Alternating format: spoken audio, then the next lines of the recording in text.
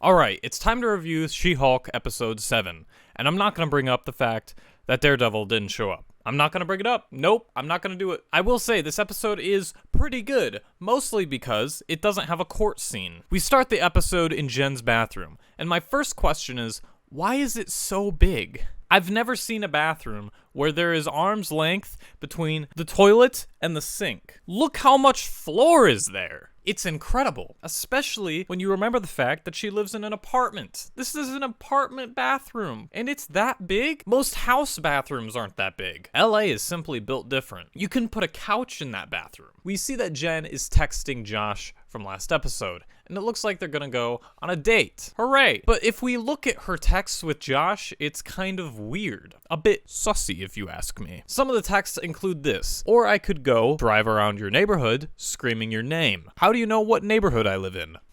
Josh? Man, the writers really don't know how to make things subtle, do they? Anyway, we get some really cool camera shots.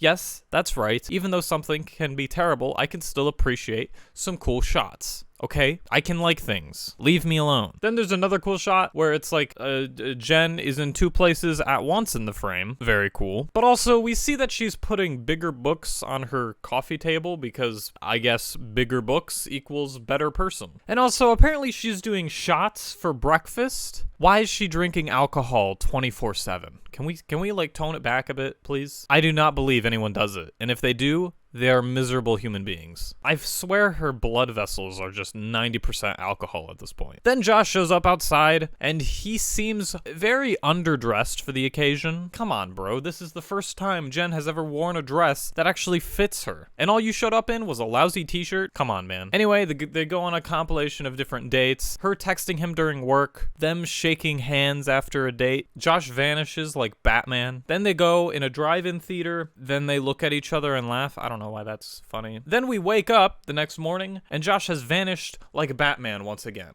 Then we go back to work and Nikki is here, sadly. And she's not doing any work as usual. You didn't tell me you were nominated for Female Lawyer of the Year? Wait, so Jen was nominated as Lawyer of the Year, or Female Lawyer of the Year. My only question is, why her though? Because we've seen the good lawyer from last episode. Why didn't she get it? She is way more of a qualified lawyer to get Lawyer of the Year, and she's just a better lawyer. She is an extremely professional human being. She should get it. Please give the nomination to her. Anyone but Jen, please.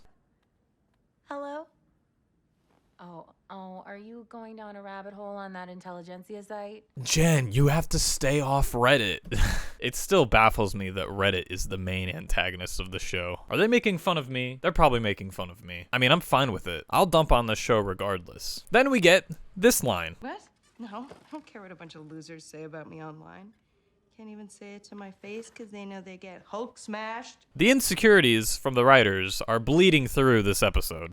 Okay, that's enough for you. You need to set a limit so that you don't keep checking that during work hours. I could say the same thing about you, Nikki. Then we go to Saturday, and she looks like a psychopath. She's trying not to text Josh while waiting for Josh to text back because he ghosted her. And she's constantly looking at her phone every 3 seconds to see if he's responded. And I gotta say, he ain't responding. And she's also watching The Muppets, so, you know, the show gets a couple points because Jen actually has taste in this episode. Also, there's a picture of her hanging on the wall, which I find incredibly weird. I don't know, it might just be me. I think it's weird to just put pictures on the wall of just you. It's like setting the home screen on your phone to a picture of yourself. It's just weird and kind of vain, but also it's one picture. There's one picture off to the left, and then there's 5 or 4 different pieces of art, so that it just looks weird. Who designed this set? Then we wake up and it's Sunday. It's time for the plot to kick in. She gets a call and she thinks it's Josh, so she gets up immediately. But sadly, no, it isn't. It's Abomination's parole officer. And apparently, Abomination's ankle monitor has turned off. It's not responding anymore. So he would like her to accompany him not only as his lawyer, because his lawyer should probably be present, but also for the sake of protection because she is a Hulk, so it makes sense. Hey, I'm not interrupting your weekend plans, am I? Other than waiting for Josh, absolutely not. Then we get a scene of her driving, and I think it's supposed to be a joke.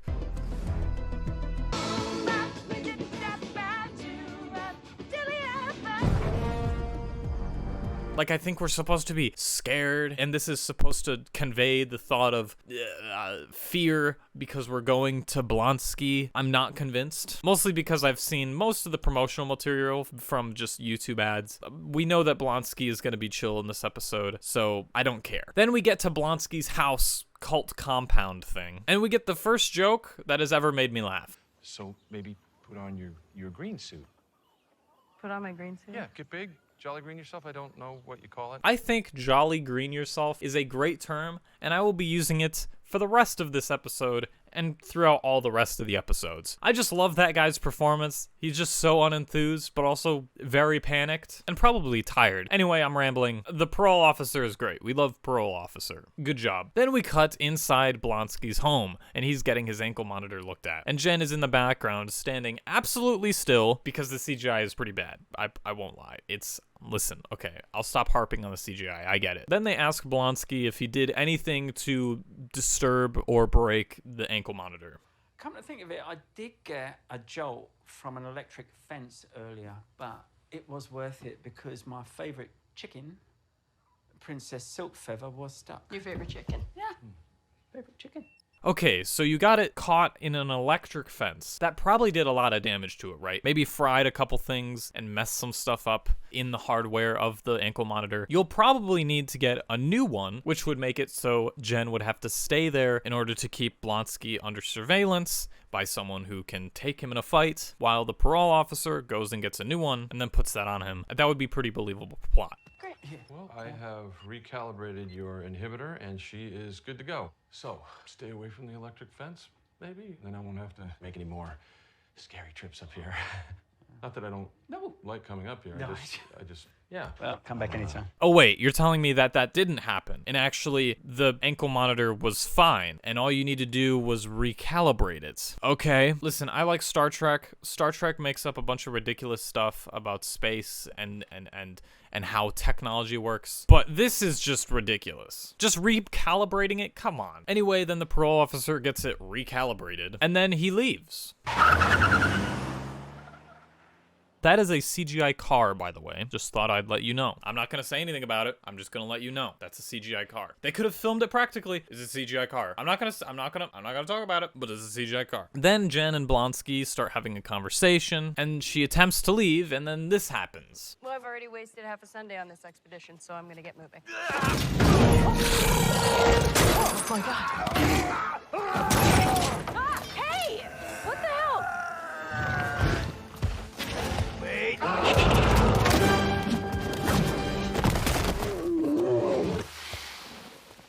Okay, and then we see a weird Animorph transition from her from She-Hulk to human form. And it looks like one of those weird Animorph book covers you would see in like middle school in the library. You know, the ones where it's like the kid turns into the bird and it shows you the transition of that and it looks really ugly. That's what this looks like, but also it's very convenient that her hair goes back into a bun when she's done being She-Hulk or jolly greening herself. Just a little convenience that her hair has sentience. Then they introduce themselves, and Manbull actually looked pretty familiar to me. And if it looked familiar to any of you guys, then let me explain. I actually looked it up. Manbull is played by an actor who's actually a comedian that I watch. I thought that was cool. I enjoy that guy. He's funny. I enjoy him. Anyway, then she starts talking and she's like, oh no, my car. Even though it's probably fine. You could probably just recalibrate it, right? It's fine. Don't even worry about it. It just needs recalibrating. Anyway, also, this character that I forgot his name is absolutely dripped out of his mind. Look at that fit. I want that. I'm gonna wear that for Halloween. If that was a skin in Fortnite,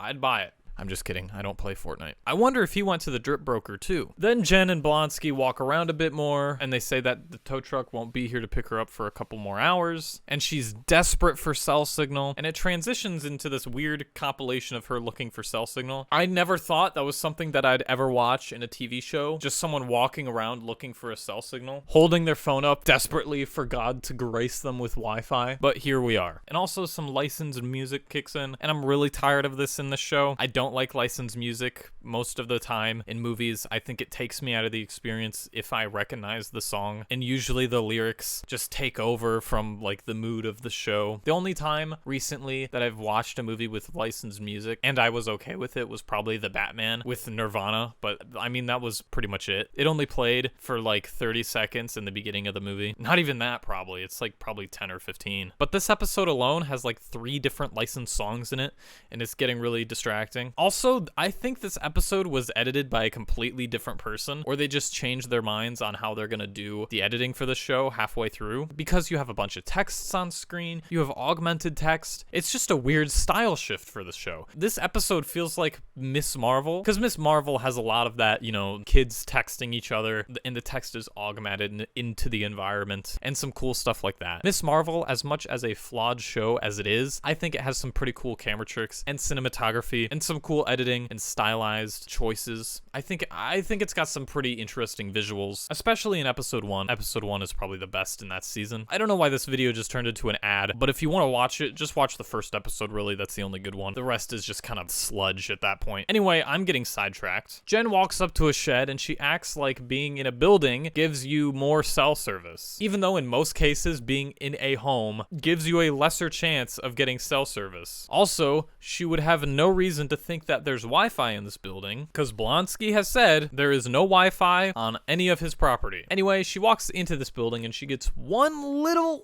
bar of cell service. So I was wrong. I can walk into the building and get cell service immediately. Anyway, surprise, there's a little therapy meeting going on. Blonsky invites her to the meeting, but she says she'll just sit in the corner during a private meeting because she has no consideration for anyone except for herself. Anyway, the people in the private therapy meetings start talking, and it's just a bunch of gibberish that I do not understand at all. Then this guy shows up. You're probably thinking, who is this guy? Don't worry, Jen will explain to us later.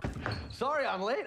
I lost track of time in the yurt. So he was in what's called the yurt, but Blonsky wanted Jen in the yurt like 10 or 20 minutes ago. That means that this random guy and her could have been in the yurt together, which means Jen probably would have killed him. Anyway, she jolly greens herself and then throws this guy across the room into a pile of chairs. So Jen explains that this random guy is one of the guys that attempted to beat her up in an alleyway with an Asgardian crowbar. And she's pretty mad right now. Even though in the episode after that happened, when she was talking to her dad, she didn't seem that mad about it. Okay, just another character inconsistency. I'm fine with that at this point in the show. Then Jen is invited to the meeting therapy circle, and the guy says that he wants to work out their issues, which is cool. Everyone deserves a second chance. Jen isn't really receptive to that, though, so whatever. Continue to be a bad person. Then Blonsky and the group tell her that she definitely has problems and asks her to talk through it. It is thirsty and a cliche.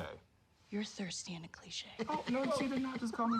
How does that make sense? What about that guy is stereotypical or a cliche? He is a guy wearing a ghillie suit made out of straw, dead grass, and spikes, calls himself the Porcupine. What about him is a cliche? I don't know. Tell me in the comments if I'm wrong, but I've never seen that cliche ever. I'm trying to give the show credit for, like, you know, making new characters, but I don't understand what the cliche is. Please explain. Please, I desperately needed an explanation. Man, Bull, I don't need you to point out my obvious mistakes. I have my mom for that. Hey, Jen, don't worry. I'll always be there for you, you know? I'll always be the little goblin in your ear. Don't worry about that. Hey, don't worry. Season 2, I'm there, baby. Don't worry. Season 3, I'm there probably. Season 4, I might die. But, you know, whatever. I'm there for you. Then we finally get the moment I've been waiting for. A good scene. Finally.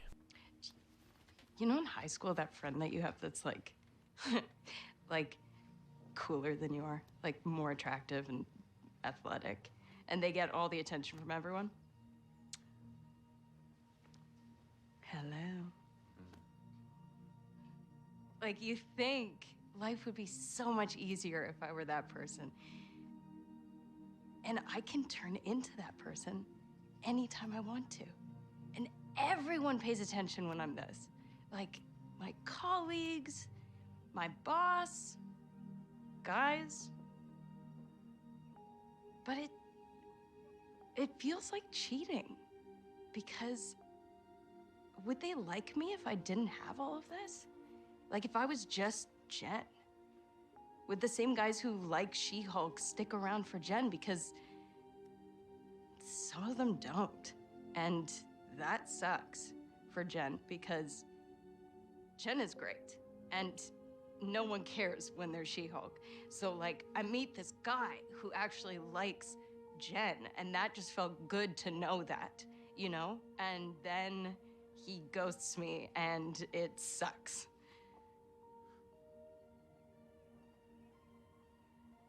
We are 7 episodes into this show, and I finally get a piece of character development and her talking through her struggles without it being demeaning towards someone else, and also just being good and making sense. Ladies and gentlemen, I present to you the only scene in She-Hulk worth watching at all. I think it's good, and I'm finally glad that I can say that about something in this show. Then the moment kind of gets ruined.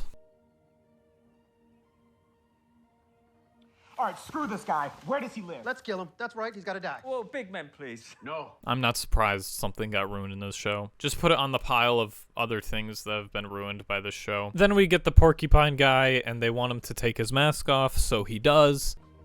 Felt really good, Porcupine.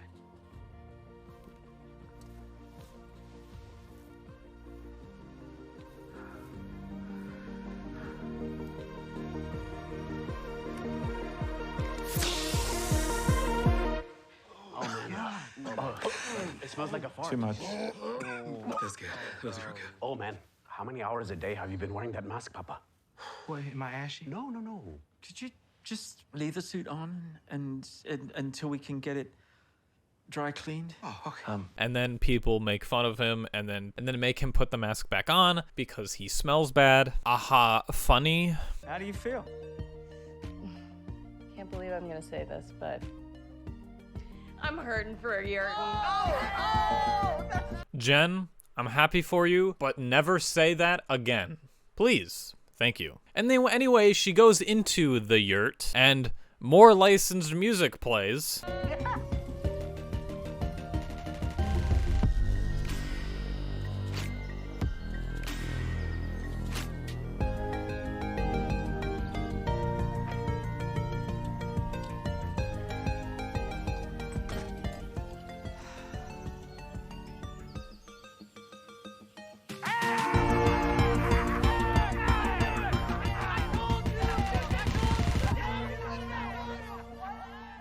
And everyone's happy and excited because now she has been officially yurted or something. I don't know.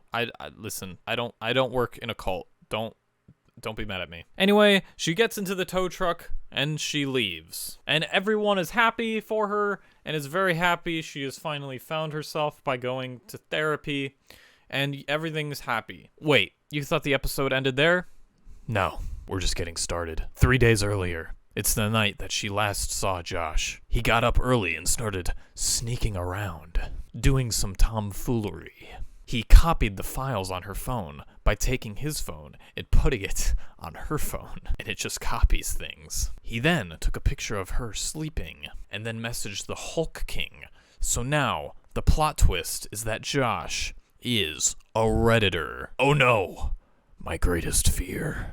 But yeah, then the episode ends. No post-credit scene. They've run out of post-credit scene. There's not even one for Daredevil, which I was kind of surprised because he is in the next episode. I can officially say he's in the next episode. They put a scene online and just showed it. He makes a bad joke, so good one. And I am terrified to see what they do with him. Anyway, I think episode 7 of She-Hulk was probably the best episode so far. Number one, it didn't have a court scene, which, thank God, the writers have said that they can't write court scenes, so it's good that they don't write court scenes in this episode. Number two, there's no weird A-B plot shifting scenario going on, because if you know in last episode, there was an A-B plot. There was one with Mr. Immortal, and I don't even remember the second one. The wedding one. Yes, the wedding, I think. Yes.